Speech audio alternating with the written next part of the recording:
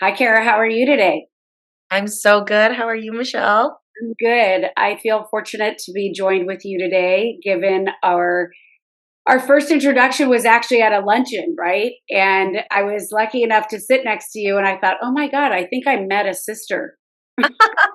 Honestly, you made that lunch. I mean, that luncheon was fabulous and it was so awesome being around so many like incredible empowered women. But it was fate that brought us together that we sat next to each other because Yeah, I had a good I, time. I totally agree. Well, we laughed the whole time, We laughed the whole time. and I had no idea what you did at the time. I just thought, wow, this girl seems interesting. I can hang with her. Yeah, totally, And then totally. I think one of our first conversations was around the wine because I was like, I don't know if I'm going to drink, and then I was like, I don't know if this is even good. Why drink if I'm going to not have good wine? And Right. you were like, actually, this one is good. And I Yeah. was like, how do I trust her? I'm not sure. How does she know anything about wine? Lo and behold, did I know you were a sommelier too? Yeah. There you go. Just trying to spread the love and information and wealth here. Totally. I was like, oh, so I got to trust you. Yeah. Yeah. Exactly. Anyways, well, we're fortunate enough to be joined with Kara Wang today, who is an Asian American actress. And she returned to the US after being in China for 5 years, actually acting. And what I also learned about her sitting next to her in our brunch that day, our women's empowerment brunch, was that she actually grew up in the same valley as me, in the East Valley. And I Yes. was like, whoa, there's people from the East Valley that are on the West Side? Are you kidding me? I feel like we're foreigners over here. So, It's true. Also, never forget that luncheon was very, very west, and I was like, I need a passport to get here. This is oh, I know amazing. totally. Because The you're like, whole I thing's good. actually live like more like mid Wilshire area where the cool Yeah, people live. You're like, right. I'll hang with you for the day. It's cool. Yeah, I was like, we'll get along. It'll be fine. Let's have a glass of wine. Cheers. And then lo and behold, I was like, oh, will you be on my podcast? And I'm like, hello. Yeah, we're just gonna do exactly what we're doing right now at lunch, right? Just talk Exactly. about Talking a talk little about bit who knows more. what. Let's who knows what, but everything, everything. Who knows what? And then we'll still be sitting here months later. Yes, exactly. Actually, we'll just be online later for months and months. Right, right. So, what I love about Kara, not only is, as you can tell, she's like super real, but and an accomplished actress, but she just truly shows up in all parts of her life is real. Because if you follow her on Instagram, it's not just an act, right? So she's extremely involved in the AAPI organization, which, if you guys don't know what that is, then you've been living underneath the rock. But that is the Asian American Pacific Islander. It's sort of like an overall umbrella, but there's several different organizations underneath there. And it is actually AAPI month this month, too. So she's extremely involved, which means that to me, what I love is that she's giving back to her culture and she owns her culture to her core. And anybody who knows me knows that I love culture. And actually, people call me an honorary Asian. I Well, know. perfect. So we're having a great month celebrating. We are having a great month celebrating. I've actually been to a few things and it's hysterical because so many of my friends will actually say, oh, you need to go to this because you're an honorary Asian. And then I was like, I'll be there. I will be there. And Yeah. I've always wondered, like, well, we'll get into that later. But Kara's actually also most known actually for her role that she's been on for 5 seasons, and that's actually called Good Trouble. And if you watch her in that show, it's funny. Hadn't really watched the show too much until after we had met. And then I Mhm. got acquainted with it. And I see so many times it's like, oh, is that role right for that person? But when I witness you on that show, I see so much of who you really are coming through. It was almost made for you. Mm. Well, thank you. Thank you, Michelle. Thank you for your support and for your lovely words. Oh, well, of course. Well, what I always like to do is, of course, I give you like a small introduction, but it's so Mhm. much better heard from the source than it is Mhm. from me. So if you can kind of walk people a little bit through how did you become an actress? Because I found that story actually rather, it's nonlinear. It wasn't something you necessarily were like, I'm going to do this, you know? And I think so just hearing a little bit about, growing up in LA, it wasn't this dream and you had a different path. And so it's amazing to kind of hear it come to life? Right. Well, it's interesting because I think I didn't know from a young age I wanted to do something in the performing arts, but sort of what you were saying before, it's not something that most, I would say, immigrant Asian parents want for their children, just because, I definitely had more traditional upbringing. My parents are from this city called Hangzhou in southern China, and I was born and raised here, like you said, in the East Valley. And, I basically loved singing, dancing, acting, all those things since I was a kid. But, I was also like a very good Chinese kid, for lack of a better word. I went to Chinese school. I took 10 years of piano. I was in like SAT prep school starting from a young age. It was very academically driven, household. And I kind of just went through school and, performing arts was always my extracurricular, whether it be like plays or dance or show choir or whatever it may be. And as I got older, I think my parents always were just like, you can do what you want as long as you keep your grades up. And I think they thought it was a phase that I would grow out of it. But I just like kind of never grew out of it. So did And then, they keep supporting you? they were never, all things considered, I would say I would consider them supportive, but they Mhm. weren't supportive like, you know, They weren't encouraging you to do more. correct. Yes. And they weren't, like what I was doing, they weren't, they definitely didn't stop me. And, the deal was always as long as I kept my grades up and it wasn't affecting my grades or anything academically, then I could keep doing what I was doing. And then in You high think that school, drove you more? oh, definitely. Definitely. I mean, I will say I am definitely a very like when it comes to like filial piety, it is very ingrained in the way I was, brought up and in my culture. And so, making sure that my parents aren't worried about me, making sure that, as I'm getting older now as an adult, that my parents are taken care of, that I can give back after everything they've given, me, and my brother, like the cyclical family sort of, giving Giving and back is receiving. happening. Correct. Mhm. But yeah, I signed my first agent in high school and I was driving out, and auditioning. And then I ended up studying drama at UC Irvine. And it was when I was in college that I decided to sign a talent deal over in Asia. And Mhm. then so I flew over to Asia after I graduated and I was an actress there for 5 years. And it was interesting because, people always ask me, what was it like in China? And it was when I was there in 2010, it was truly like the wild, wild west. Like the industry is so different. They don't have unions there. They don't, different game, different rules, but I really enjoyed my time there.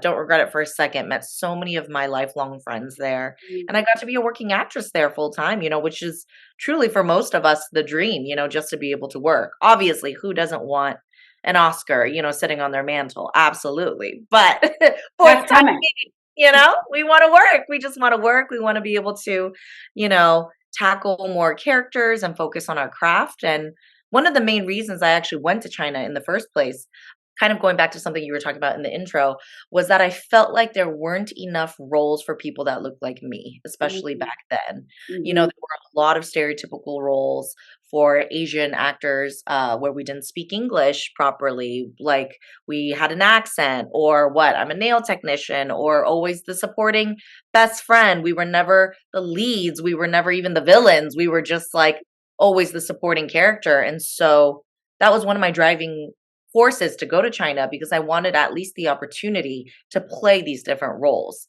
And Mhm. in 2015, that's when I had, some of my reps, agents here calling me going, Kara, it's time, you should come back. It feels like we're on the cusp of something. It feels like this thing about Asian American identity or, a lot of hyphenated identities in America, but especially for AAPI or Asian American, storytelling, we're on the cusp of something and you should come back. Mhm. And so I came back then, and it's been what, 8 years? And I think we really have made a lot of progress. I think there's still so much work to be done, but I definitely think compared to when I was here, Yeah. as a young adult, there's been a lot of strides made, and that's very, very encouraging.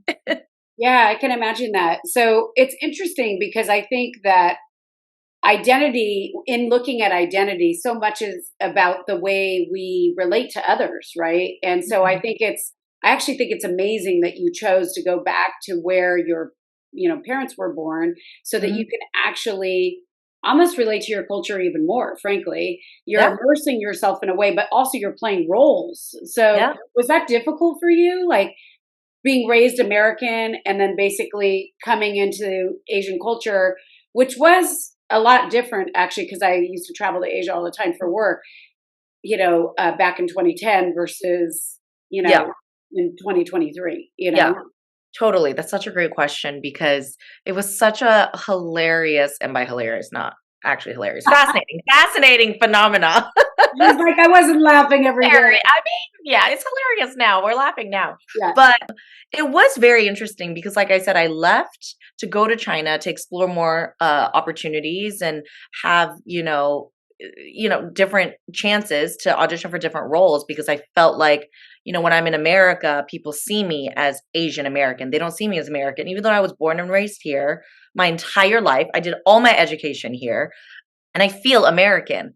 But it was funny because when I went to China, although I speak fluent Mandarin, I read and write, I have no accent when I speak Mandarin.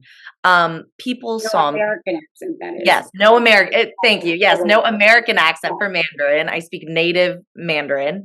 Um, People saw me and were like, "Huh, but she's not Chinese." Because yes, I definitely have Western sentimentalities about me because I grew up here, and it was so funny because I found myself in kind of that what's called like that penguin phenomena where you don't belong on land, you don't belong on water. I Yes.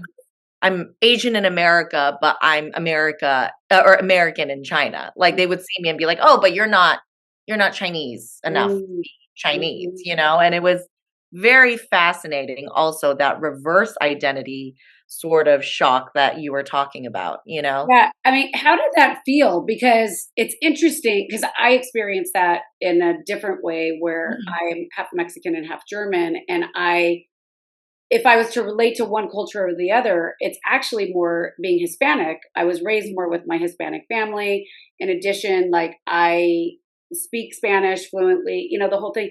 And Mhm. I think that, but I don't look what people would perceive to be, Yeah. right? So Yeah. is that must have been, how did you feel like during those times? Yeah, I mean, I love what you were just saying about, your experience because I think for most people who come from a bicultural or hyphenated identity, that is how people feel every single day, or multiracial. It is this feeling of like you're not. It's not even necessarily I'm 50% Asian, 50% American. I am 100% both. Mm, You know, totally. Exactly. 100% both. Like, and it's impossible to break down sort of what ends where, right? Like, Yes. there are both parts of this culture that resonate with me so deeply and have created, my experience and how I see the world and how I walk through the world.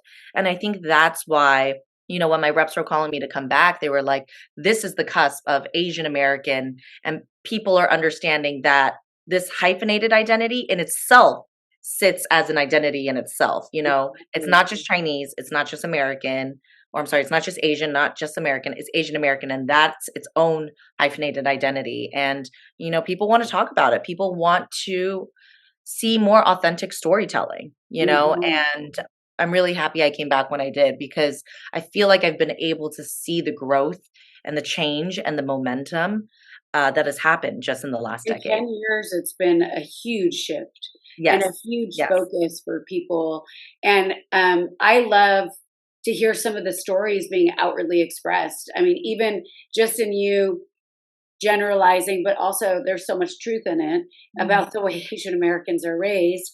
Because Mhm. so often it's like in any culture, people are taking from what they learned prior into current identity, right? And so I always admired the Asian children that were, I mean, they were hardworking and Yeah. they were always the ones that you were aspiring to reach in the class.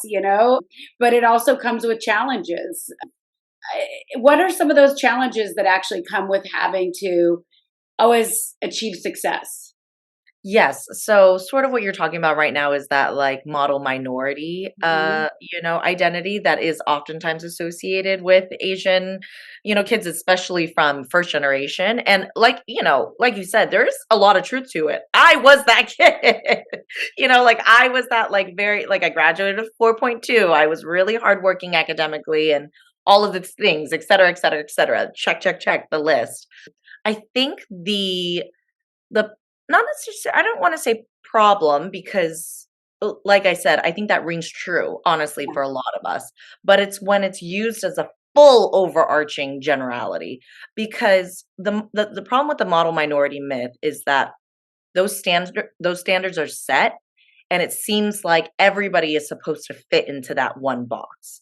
When the Mhm. truth is, I mean, there's so many obviously different types of Asian children in the way they were raised and their backgrounds and what is their current, whatever, all of it, et cetera, Totally. et cetera. And I think what we've been able to see more in, storytelling recently in the last couple of years is like that we're allowed to have flaws as well and that we're three-dimensional and we're not just like that's just one of the tropes of the model minority. I mean, there's so many other stereotypes that have been used throughout media for decades in America. But once again, like you said, it's not that it's not rooted in some truth, because a lot of our parents were immigrants that came here and all they had, was the bare bones. Their only goal was to survive. And because, I Exactly. always talk about like my parents come and they sacrificed everything to move to a new country to be able to give me and my brother a better life. And they didn't get to choose like what they love to do as their career, but because they did that, I have the luxury to be an actor. Like that is crazy, like in their minds, like I'm sure they never would have imagined, but they didn't have the luxury to thrive like we do now. They all they had to focus on was to survive, So that is something that I think about a lot when it comes Yeah. to just wanting to make sure that, like I said, they're taken care of, that they're not worried about me, and that Well, that you I'm probably also never take that for granted because it's actually not part of who you are, you yeah. know? I hope not. I hope not. Yeah, well, so tell me a little bit about like when you receive the opportunity to work on roles, whether that be in Asia or here in the States. Do you get cast type for anything? Is there, or do you feel like, I mean, I know with Good Trouble, you're like in an amazing situation where Yes. you feel like you're truly playing you. But Mhm. are there, do you, when I say cast type, I'm not even saying, oh, the Asian woman, like the nail salon, like you were describing in your opening, Yeah. but being more like, oh, I need a brown haired person, or, more like, do you feel like you're in a place you get to pick your roles? I understand.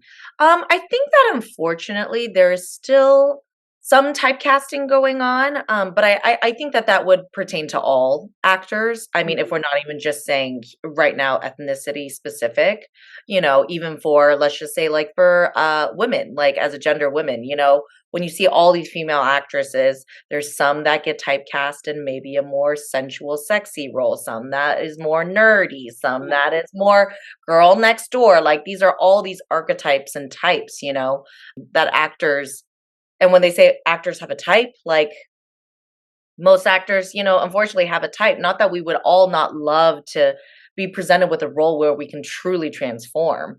So I think, unfortunately, when it just comes to casting, just in general in the industry, it is something that unfortunately is a tool that needs to be used, or else casting directors will just never like have enough time to like find the right actor. They do have to narrow it down, whether it be age or the way someone looks or, whatever it may be. If, especially if it is, pertaining to the storytelling.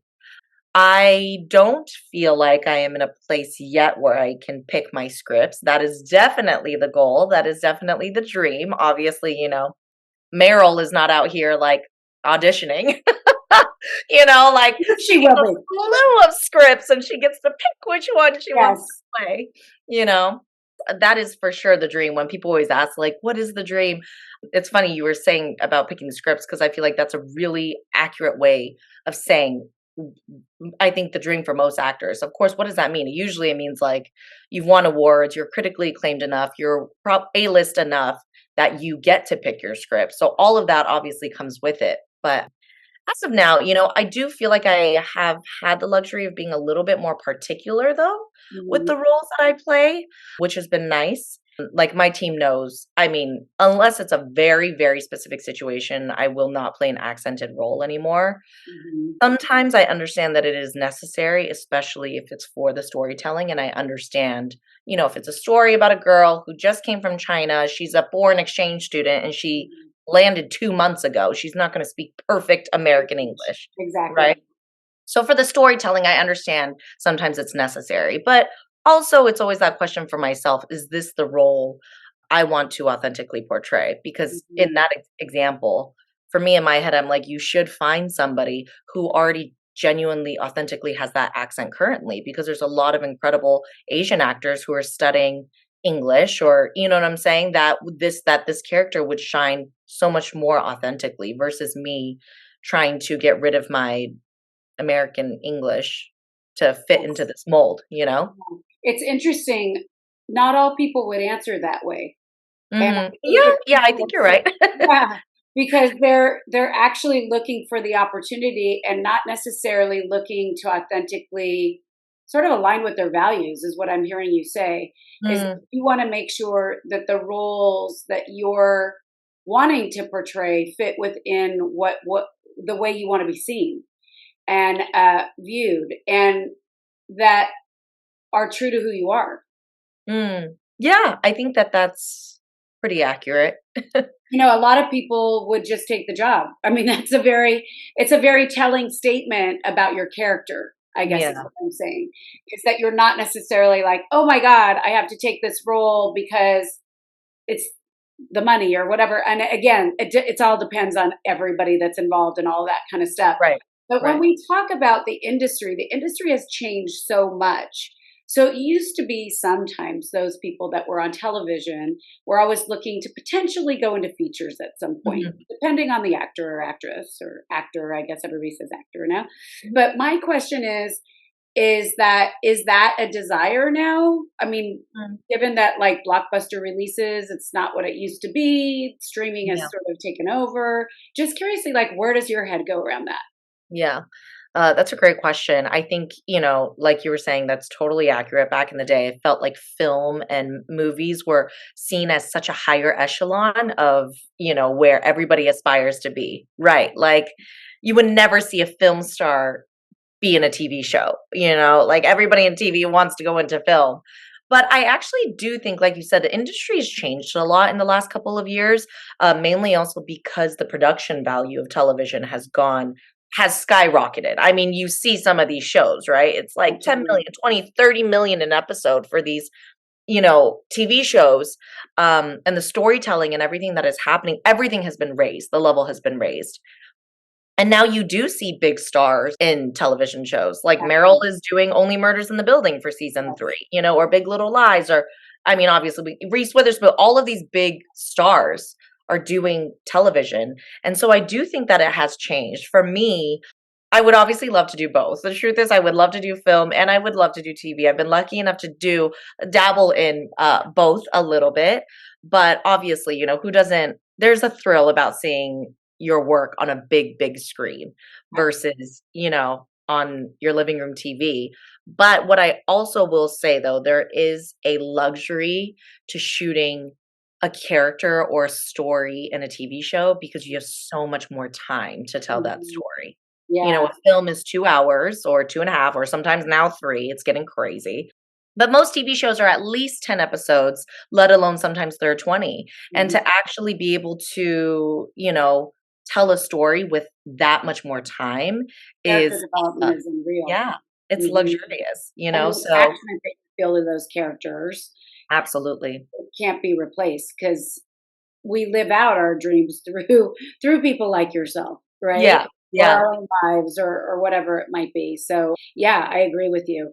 I see the benefits of both, but I have been super curious to understand where an actor does feel about it because I don't know how I would feel anymore, but I think that Yeah. the way you're describing it actually makes sense. That's super interesting. So, do you feel like you would ever want to get into writing? Oh, yeah, absolutely. I would love to explore writing, directing, and producing at some point in my career. I think that it would be really, really cool to be able to tell stories from a different vantage point. I love acting. This is, what I want to do for the rest of my life. I'm so fortunate that I found it. But I think, you see more and more actors taking the reins when it comes to obviously, starting their own production companies, directing, executive producing their own projects. And I think there is a lot of power to that. Yeah. Because I think a lot of actors, when they, obviously you have to have the luxury of being able to doing that and, have the support and whatever may be at whatever part in your career. But to be able to truly have the reins to tell the story you want to tell is super, super empowering. So I would love to, I would say out of all three of those things, writing is probably the most daunting to me, just because I really, not that the other two don't require a very specific set of skills, but Mhm. writing, like sitting at wherever and like having to just sit and type and write out a story. I was totally thinking of the before Oh, you even said anything, I was like, it would require you to slow down possibly. mm, yeah. Not that you're not capable of doing that. I obviously that's not the case, but it's the amount of uh, true discipline to sit and do that, right? Is Yes. and but I believe that you have a lot of those thoughts in your head. Mhm. Oh, well, that's good, Michelle. Thank you for having faith, support, seeing the potential. Well, somebody it has to start somewhere. It's the It's granule true. of the It's seed of true. an idea. It's true. It's so funny. So when we look back at the high school girl, right, that was Mhm. applying to college, and we didn't really talk about this, but I'm not clear on what you majored in. Do you look back and say anything specific to her? So I did major in drama, actually. I remember they actually had a good theater arts program at Irvine because my friend went there. Yeah, they do. They do actually, and they You have a wouldn't think so, but they do. Yeah. right, exactly. They have a really great musical theater and a master's program as well, actually. But yes, it's not like what you're like Irvine Yeah, Museum. It's like computer science and drama. exactly. Engineering. Yeah. I think I would tell her to just uh trust your gut, keep going, and make bold choices. Mm, And I think for, I look back on the things that have happened so far, not speaking to hopefully what's to come, but I know I did most of those things, I think, in moments that mattered, and I always think about because people always ask me, they're like, what? I graduated Irvine when I was 19. I graduated early and I was pretty young. And when I was offered those talent deals, it was I don't remember ever being, like, too torn up about it. I just remember being like, "Yeah, you know what? This seems right." Like, wow. I was 19, I went to Asia. I mean, my parents lived over there, but I was in Beijing, like, we were Yeah, that's a big I deal. didn't know a single person when I Wow. landed at the airport, and I just remember getting on the plane a week after I graduated and just doing it. And I just remember thinking, I don't remember being super confused or torn up about it. Yeah. But I do remember thinking, if I'm going to do this, I have to do this now, like when I'm 19. Wow. Because I mean, now, I'm 33 now. It would be really difficult Still for look me to, 19. oh, thank you. I appreciate it. Asian don't raisin. Just Yep.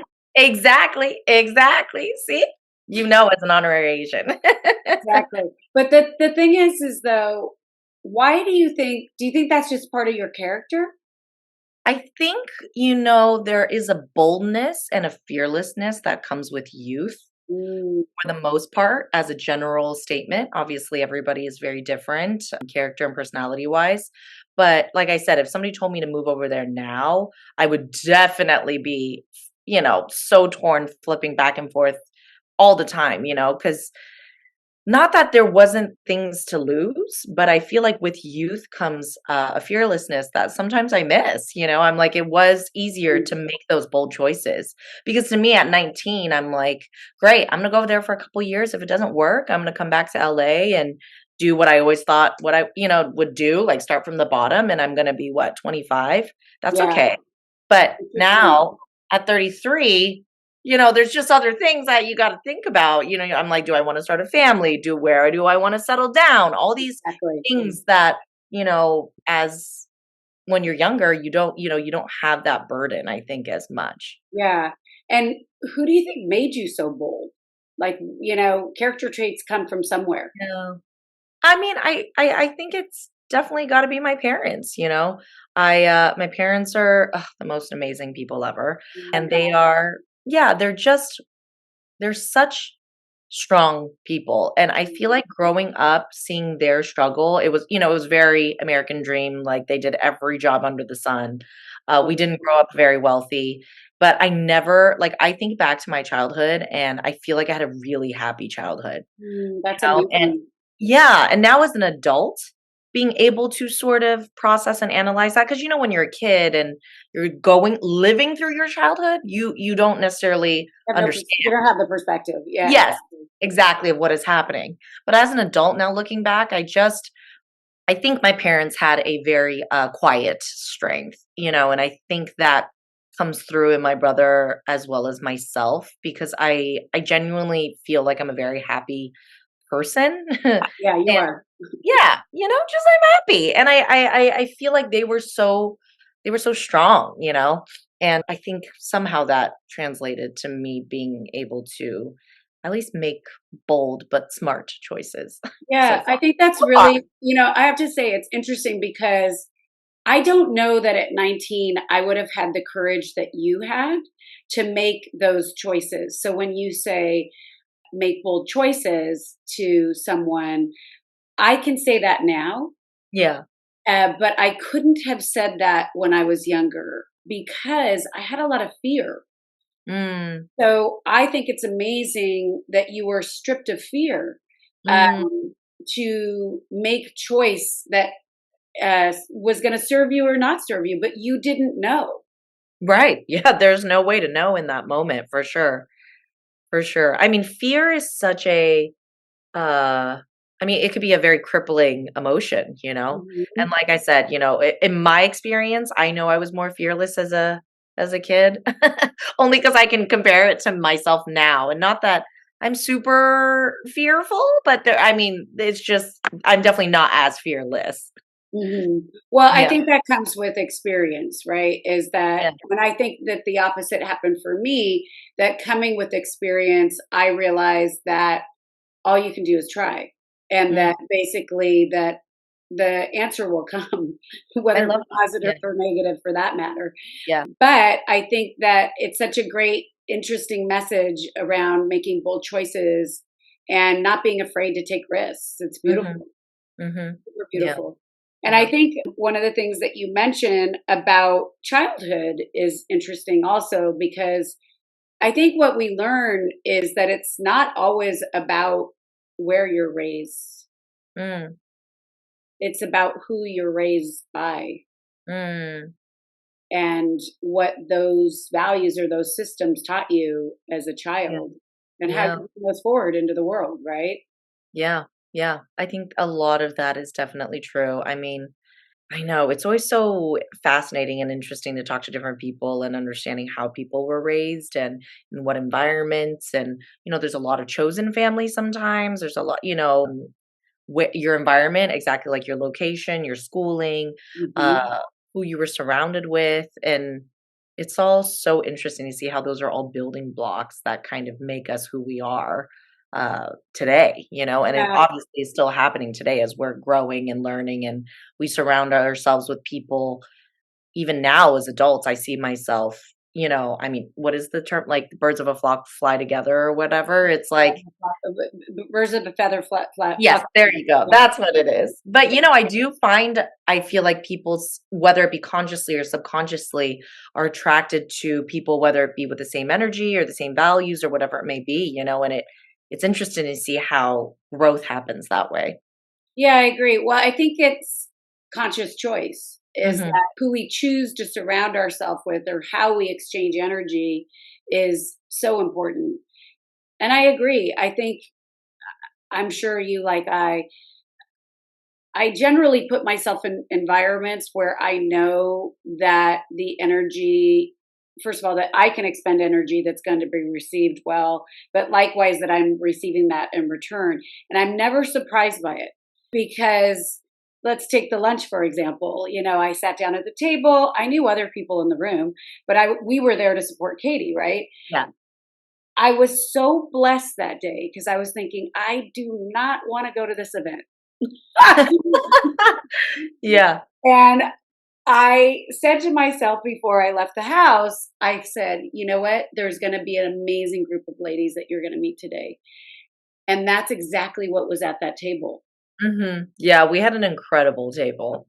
Really, really And great. like an incredible group of women that all were successful in their own right. But yeah, I was thinking about when you talk about upbringing also is that I often too go back to where I grew up because my mom is buried there. And I think, you know what? I was really lucky.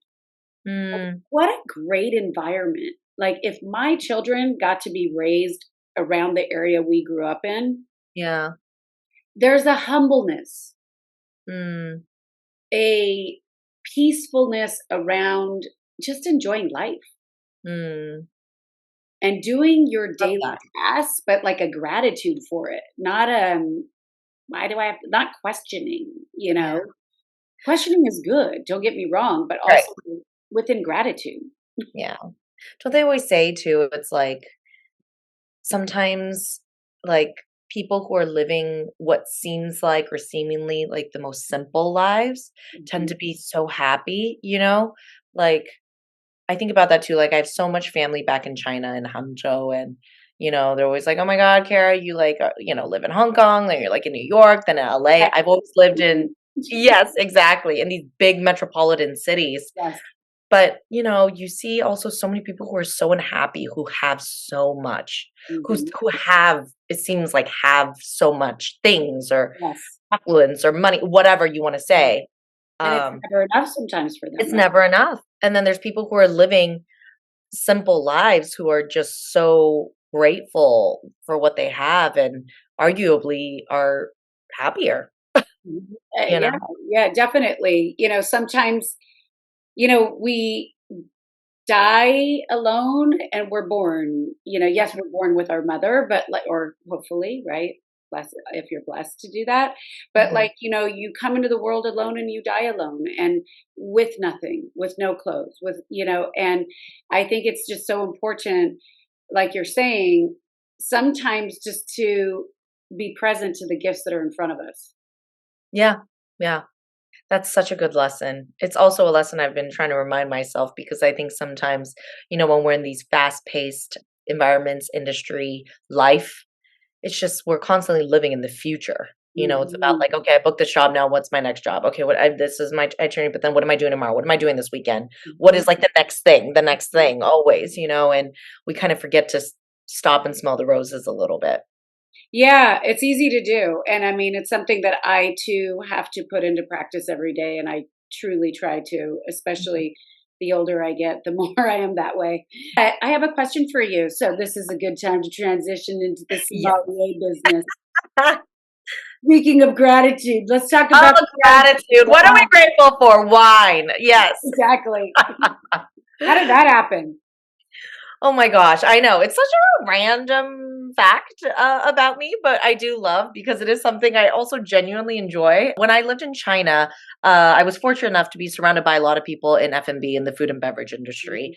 And I had incredible meals and I also drank a lot of great wine. And I Mhm. remember drinking the wine and being like, I know this is a really expensive bottle and I have no idea what I'm drinking, like what is happening. Yes. And so when I came back to LA, I was like, you know what? I should look into the small A certification. Also, that was during a time where I don't know if you have seen this documentary on Netflix. It's called Somm. I There's didn't do three that. of them now, I believe. SOMM, yeah. And the documentary came out and it blew up. It basically follows the Court of Master Sommelier test, which is the one I Yes. took.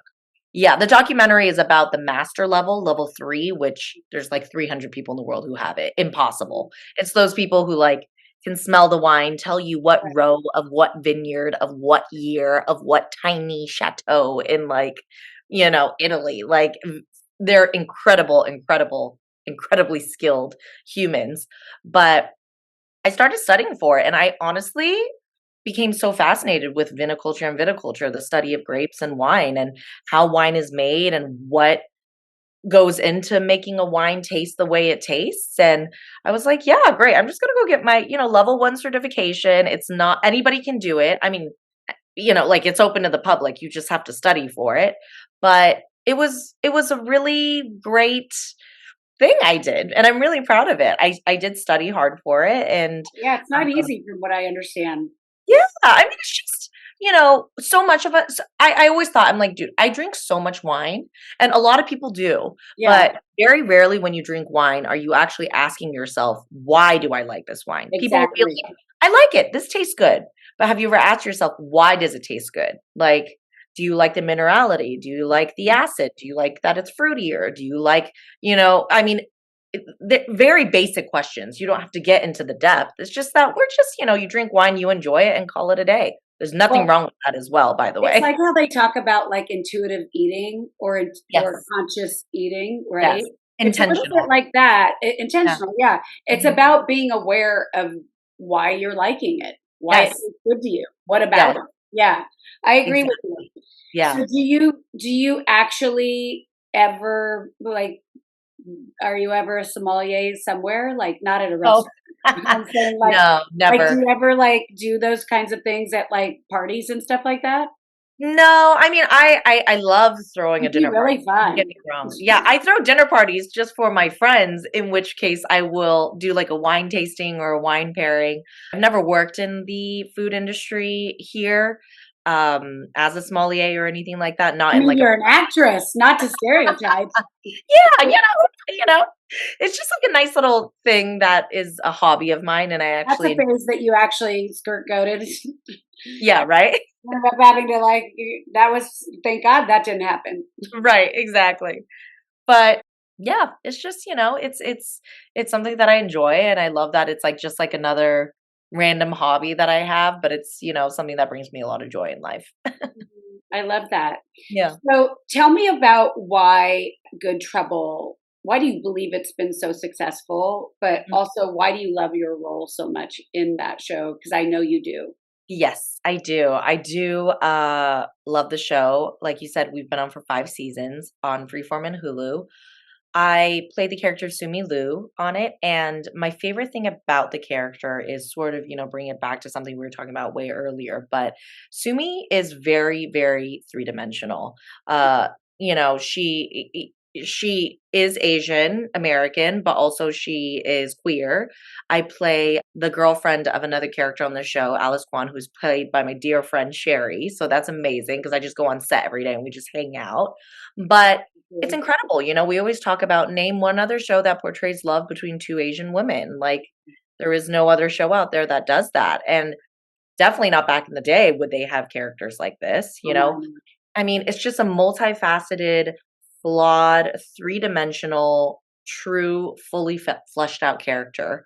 And mm, I will always be so grateful to the show because our showrunner, Joanna Johnson, and our incredible writers room, they are always so receptive to our ideas.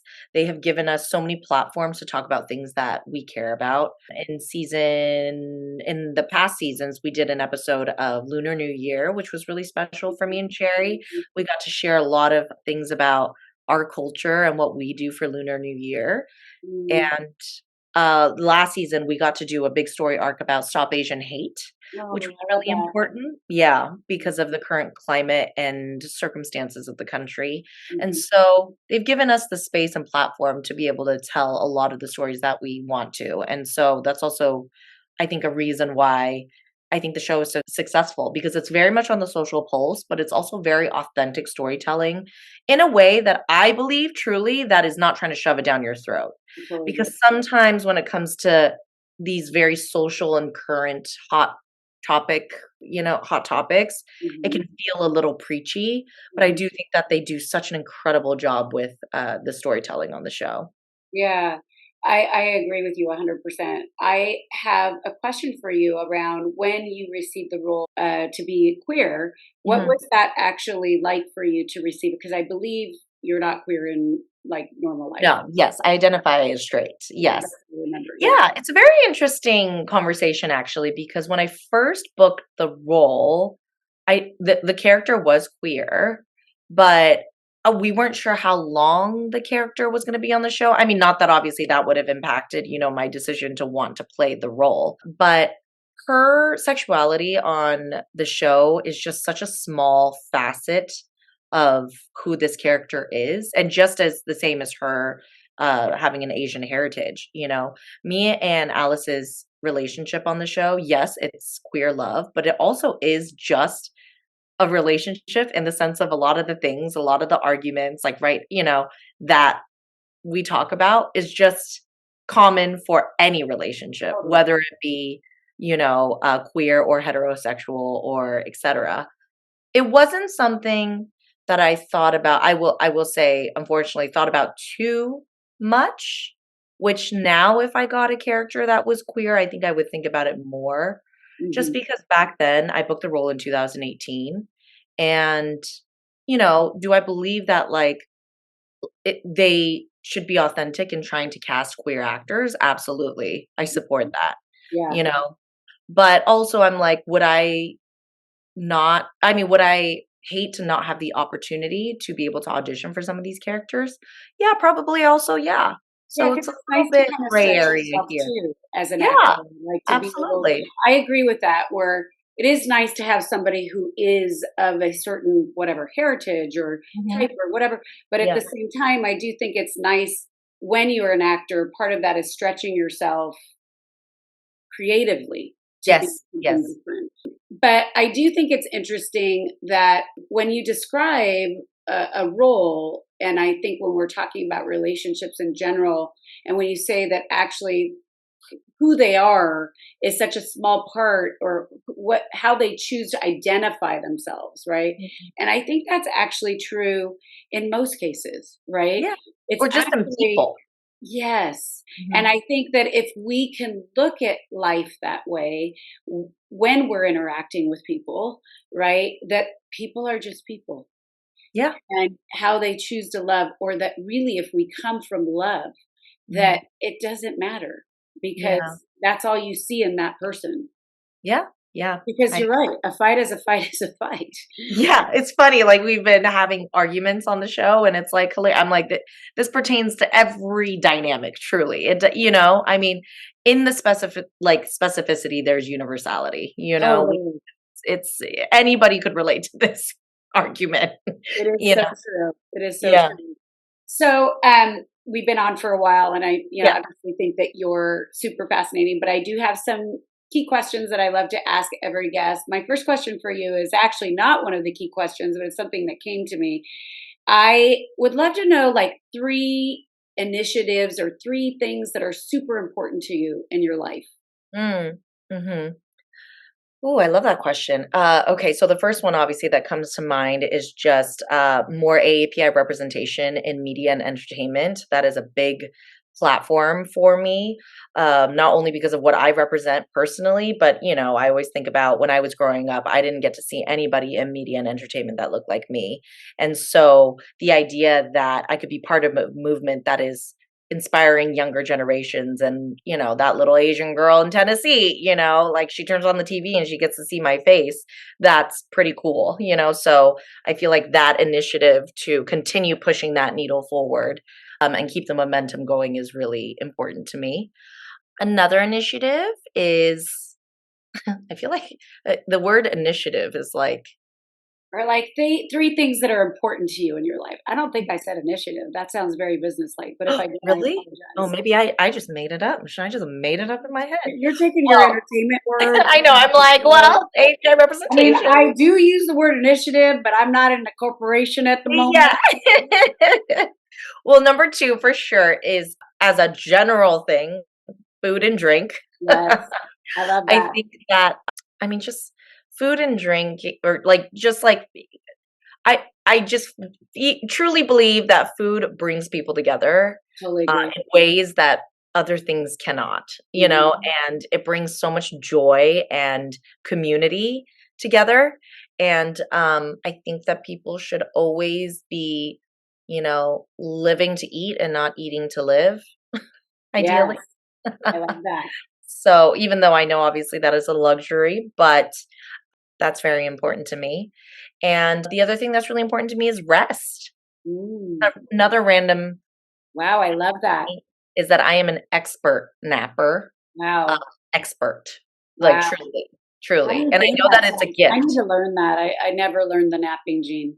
Yeah. And also I feel like I've spoken to so many people in my life that feel guilty about rest. This Mm. idea of like, oh, if I nap and if I rest, there's like not enough time and I'll sleep when I'm dead. And there's like all these sayings of like, it's a waste of time. But I actually feel like people need to see rest as more of a like a self-care and as a productive Totally thing agree. in Rejuvenation. its own way. Yeah. I actually thought it was random that I napped on Mother's Day. Like I I love was that like, for I you. and by the way, then I got sick, right? So I was like, I must have been sick.